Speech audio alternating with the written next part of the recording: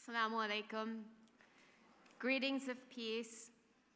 Thank you so much to Reverend Breyer, and thank you, Detective Amin, and thank you to the board members of the Interfaith Center of New York, the staff of the Interfaith Center of New York.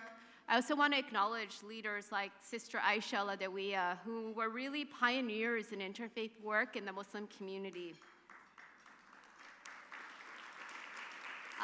Old friends here, also I see a lot of familiar faces. There's so many people to name, but I'm so happy also to be in the company of Sylvie Sun, who's a friend of mine from the Buddhist community. Dr. Debbie Almantasser, also another good friend. This is truly a special night for me. I spent so many years with the Interfaith Center community, and you know, it's really the work of grassroots religious leaders in New York City who have helped me to be a connector and amplifier of all the amazing work that happens here in New York. And the Interfaith Center was really a training ground for me, and it paved a path for me to enter civic and government work, which is what I do now. And I still, in my current job, have the privilege and honor of doing what I did at the Interfaith Center, which is to continue to connect communities to city government, faith communities to city government, all communities.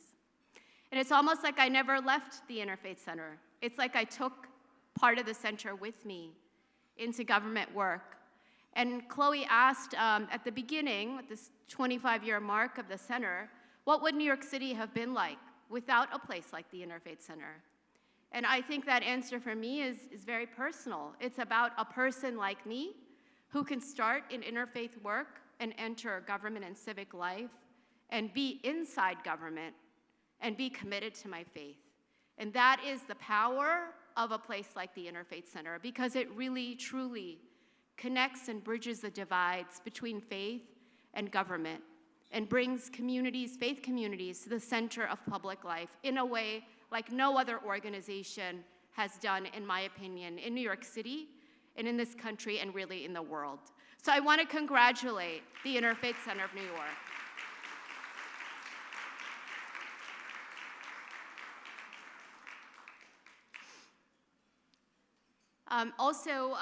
I think the other thing I wanted to mention here is that this is a space, a gathering that transforms the public square,